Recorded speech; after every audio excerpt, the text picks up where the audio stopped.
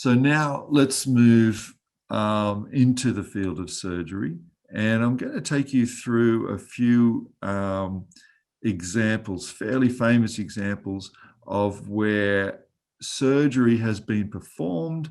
It has been thought to be effective. In many cases, it's been widely adopted, but it was later shown to be completely ineffective and fortunately later stopped because of that. And the first story is about angina. Now, angina is a chest pain that is due to insufficient blood supply to the heart. So, as many of you know, the heart has its own blood supply. Not only does it pump blood, but it has muscles in it and it needs blood. And if those blood vessels are narrowed or clotted, then you can get a heart attack. But if you don't get a heart attack, you can get angina first, which is the chest pain associated with cardiac ischemia, it's called. So angina, it's reasonably common, and it was certainly much more common in the 20th century. Heart disease is much less common now than it used to be, but it certainly was one of the biggest killers back then.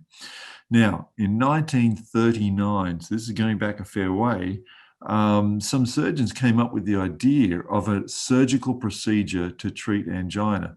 Now, that surgical procedure was to tie off or ligate one of the arteries inside the chest on the chest wall. It was called the internal mammary artery.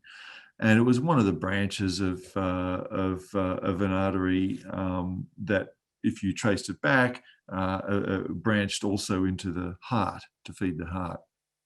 And the idea was, if you tied off this artery, which wasn't an important artery, it went to some muscles in the chest, but it wasn't a life or death artery, so you could easily tie it off and not worry the patient too much. If you tied off this artery, the blood would be diverted towards the heart. So that was the theory that underlined it. Now, that theory doesn't make a whole lot of sense if you think about it for too long, but on a superficial basis, it kind of made sense, and it certainly made sense to the researchers at the time in 1939. Now, this was tested on some dogs, and when they ligated the artery in dogs, they found that the blood didn't flow through the artery, and they felt that there was possibly more blood flowing through the heart, and this was assumed to be a good thing. So it was done in humans, and this became a widely performed procedure. It was called internal mammary artery ligation. It was done on many people with angina, and many people with angina said they felt better afterwards. So this is what we call observational evidence. This is not experimental evidence. This is just doing something and seeing if people get better. And as you can see from what I said before, this is like digging a hole and seeing if you find water. It doesn't, it doesn't mean that the water diviner was the cause of the water, and it doesn't mean that the internal mammary artery ligation was the cause of the improvement in the patients. But that's what they did. And it wasn't until 1959, so this is 20 years after the procedure was developed, that some researchers published a placebo-controlled trial in the New England Journal of Medicine. Now, this is the first proper surgical placebo-controlled trial. And to many people, it's a surprise that it was published in 1959. It was only a small trial, only a handful of patients in each group. But what they did is they randomized patients by the toss of a coin to receiving either the standard operation, where they made a cut in the chest, they found this internal mammary artery and they tied it off, or the placebo group, where they made a cut in the chest, they found the internal mammary artery, they put a suture around it, but they didn't tie the knot. So this was a fairly good placebo-controlled trial. This is what we would call a high-fidelity placebo-controlled trial, where the patients had everything done to them exactly the same, except the key ingredient, which is the actual ligation of the artery. They even had a suture put around the artery. They just didn't have it tied off. So this was a fantastic placebo study, and they did this in a handful of patients. And they found that the patients who had the internal mammary artery ligation, a lot of them got better, but they found patients were just as likely to get better if they didn't have it tied off.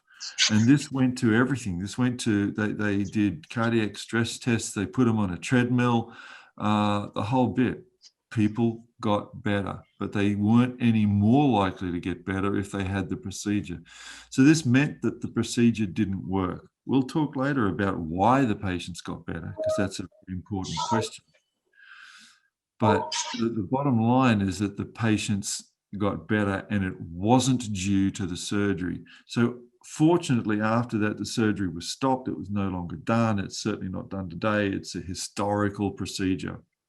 But at the time, it was very commonly performed throughout the United States. So let's move forward now to around about the year 2000. Now, Parkinson's disease, again, it's a fairly common condition. Many of you know about it. Many famous people have had Parkinson's disease. And it's a neurodegenerative disorder. It makes it very difficult for people to move. That includes talking, walking, things like that. It's a sometimes fluctuating disease. It can be treated with some drugs, and one of the key things, and this was the subject of the Awakenings book and the movie with Robin Williams, about the use of dopamine. And Parkinson's disease can be thought of as a sort of an insufficiency of dopamine in certain cells in the brain. And if you give dopamine, you can reverse it.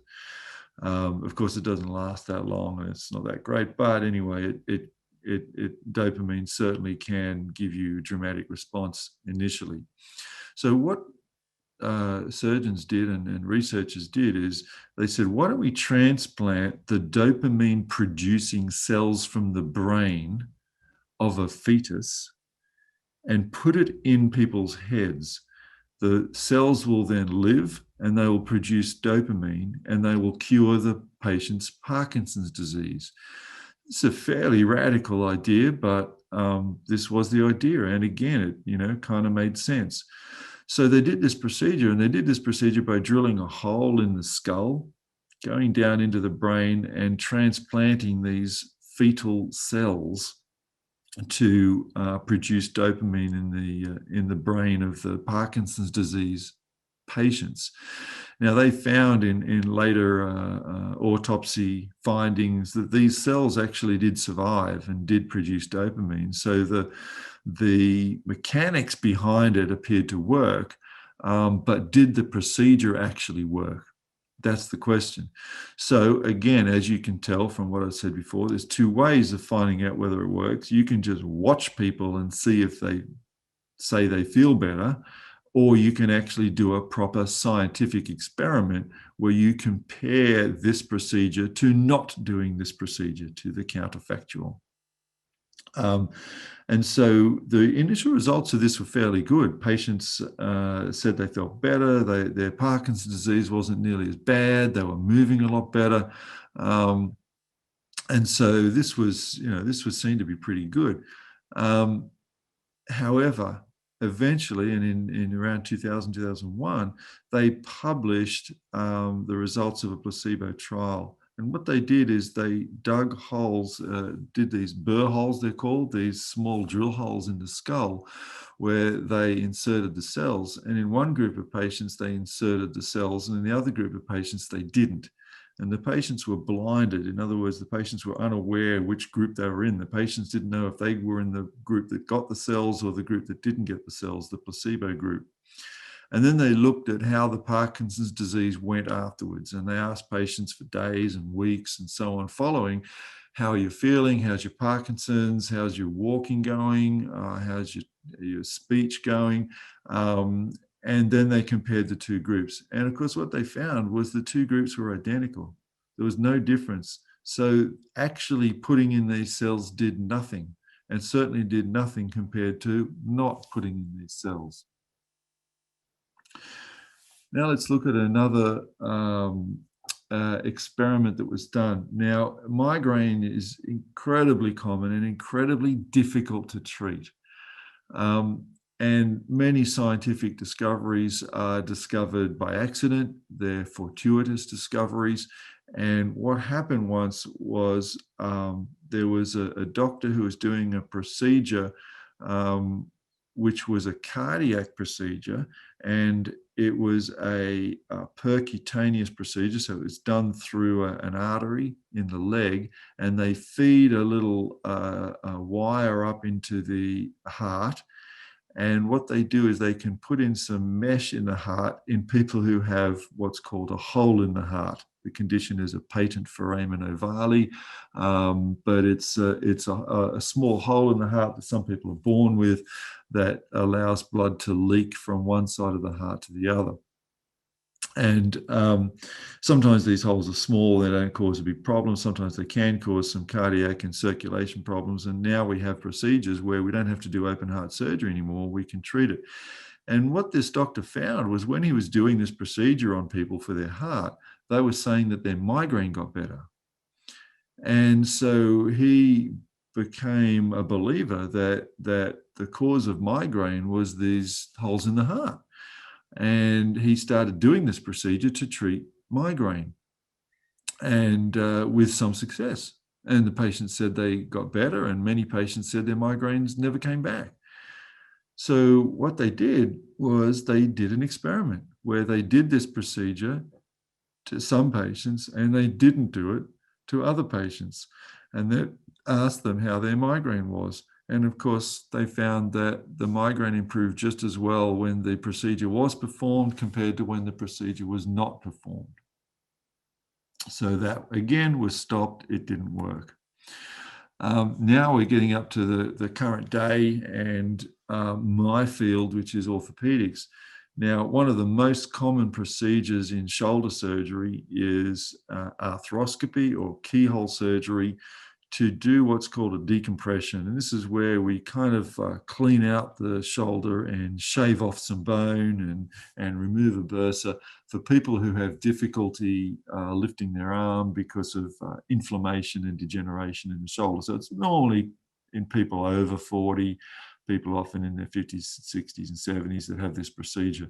It's commonly done. But in 2017, 2018, two very high quality placebo surgery studies were done and published. One was published in the British Medical Journal, the other was published in the Lancet. One was out of Finland, one was out of the UK. And what they did is they took patients and they did this procedure to half of them, and in the other half of patients, they did an arthroscopy and they put the cameras in, but they didn't do the procedure.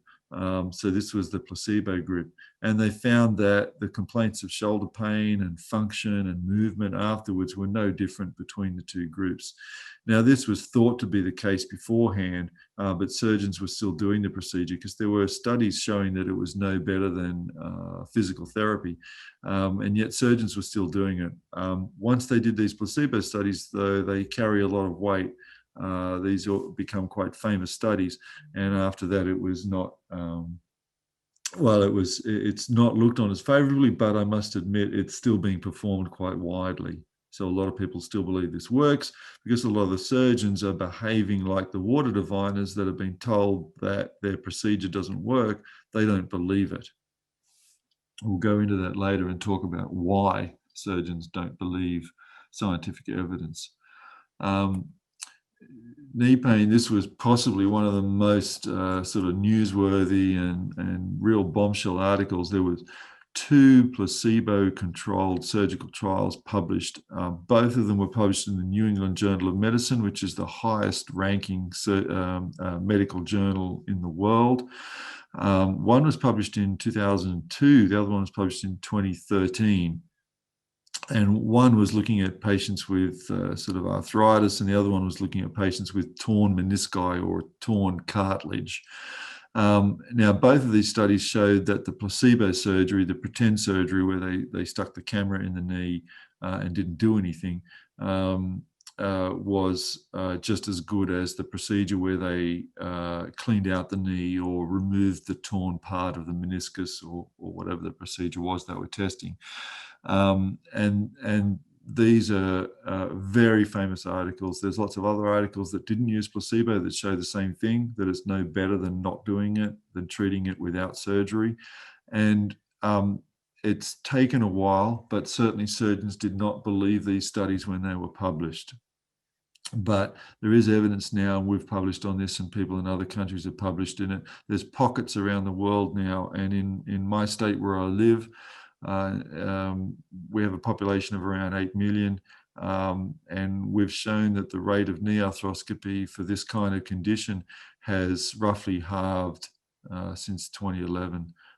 So that's a fairly big decline. I think it's still got a way to go, but there's reports now from all over the world that this operation is not being done as much as it used to. And now we get to the area where we have not done placebo surgery. So those other examples I gave you were where placebo procedures have been performed, placebo experiments showing it didn't work. Spine fusion is another area. Now, experiments have been done where patients with back pain have been treated with spine fusion and compared that to treating them without spine fusion. Surprisingly, there have not been very many such experiments, but there have been a handful. And if you summarize the results of those experiments, spine fusion is not superior to non-operative treatment. Yet this is a common procedure, but this is something where there's a lot of practice variation. So for example, this is an extremely common procedure in the US. I worked in the US for a year, and I spent some time working with some spine surgeons, and I watched them doing this procedure. I learned how to do it myself. I got training in spine surgery. And it was like a factory over there. They would get patients coming in with back pain. They would fuse their back, send them out. And I thought, wow, this is fantastic. You know, we can cure back pain with this procedure. And when I came back to Australia, I performed this procedure many times. I don't do it anymore because I don't believe it works, because that's what the evidence tells me. And I think I've learned to rely on scientific evidence and put that over my own feelings and my own observations, because so often our observations are wrong. Injections in general are widely done because they're easy to do. And I'm going to talk about injections in the spine because that's one of the most common areas where people get injections. Anyone with back pain, a sciatica, any kind of condition in the spine will often be treated with an injection. That injection will often have cortisone or glucocorticoids or, prednisone kind of substance in it, an anti-inflammatory substance, and often have local anesthetic in it as well. And often patients will feel better, but often they feel better because of the local anesthetic, and it wears off pretty quick. And in summaries of these studies that have been done, now these studies vary in quality, but when these studies have been done in the spine, these sort of epidural injections, and they've compared it to placebo injections, where they've given them injection with some local anesthetic, but no cortisone or no prednisone, no steroids in it, they've found that the injection is no better than placebo. And in fact, in the UK, they withdrew funding for spine injections. We've made a motion here in Australia to stop funding, public funding for spine injections, because they're a waste of time, but they're big business. They're going up and up. In the US, there are millions of these done every year, but they're probably largely ineffective. Now, I'm not going to go through every operation. I just put a list up here, but a lot of these are examples of where there were surgical procedures that were thought to be helpful and were later found not to be helpful. Perhaps one of the most illustrative examples is tonsillectomy. And there's a very famous example from New York from, I think, the 1930s. It may have been later than that, actually. It may have been 1950s. I can't remember. But what they did was, tonsillectomy was at its heyday. Between a third and one half of all kids were getting their tonsils taken out by doctors at the time. and it was thought to help with recurrent infections by removing the tonsils. It was a very common procedure. Now, there was a famous case in New York where they had a fairly large orphanage. They had a whole lot of kids. I think it was over 1,000 kids. And they really wanted to do the best thing for these poor kids. So what they did is they said, I wonder if these kids need to have their tonsils out. We better get them checked. These kids weren't symptomatic or anything. They just wanted to do the right thing by these kids. So they got like over 1,000 kids, and they got them to see this, ear, nose, and throat specialist, and said, "Can you just check our kids and make sure they don't need their tonsils out?" And so the doctor went through, and he recommended tonsillectomy on over a third of them, somewhere around 40% of them. He said, yeah, I think around 40% of these kids need to have their tonsils out. And so they went and took their tonsils out. And then they said, look, we're really not sure about this. And we've now got this other sort of 2/3 of the kids who didn't have their tonsils out. We're worried that maybe that doctor was wrong, and maybe we better get a second opinion. So they went and saw another doctor with all the kids that were left over who hadn't had their tonsils out. And that doctor recommended tonsillectomy in about a third of them, roughly up to 40%, between a third and 40% of them. And so they got their tonsils out. And then they thought, well, hang on a minute, maybe the kids that are still left who haven't had their tonsils out yet, maybe those doctors were wrong. Let's take them to a third doctor. That third doctor looked at them, and he recommended tonsillectomy in about a third of them. So I think you're seeing what's happening here is that doctors were doing tonsillectomies on about a third of the kids they saw. What they were basing it on, I have no idea. But that's what they were doing. And it was probably a waste of time in nearly every one of those kids. It's not done routinely these days. And it's the same thing with a lot of these other procedures. Grommets for middle ear infections, there's been a study showing that it's no more effective than not doing it. Now, you see mastectomy there, so I should talk to this. When I did my training in the 1980s, and medicine in the latter half of the 20th century, in surgery, there was a game to see who could do the most radical mastectomy. So for 100 years, surgeons had been doing mastectomy to remove cancer. And what they did was they tried to do a more radical operation. The thinking was that the more radical the excision was, the better it was for the person with breast cancer. And so they came up with these radical operations where they would remove the entire breast. That was called a total mastectomy. And then they said, well, that's not good enough. We've developed a radical mastectomy where we also remove the muscles off the chest wall, so there's only ribs left. And then they came up with these extended or super radical mastectomies where they tore out all the contents of the axilla or the armpit, all the lymph nodes, the muscles, the pectoralis muscles of the chest, the breast. They just chopped out everything. These were hugely disfiguring operations. And it wasn't until the 70s or 80s that they started doing experiments where they said, well, what about if we just take out the lump and we maybe give them a bit of radiotherapy? And that was shown to be just as good, if not better, than these super radical mastectomies, which of course are no longer done. And I'm not going to go through each of the other examples. I'm going to take you a little on a bit of a sidetrack now.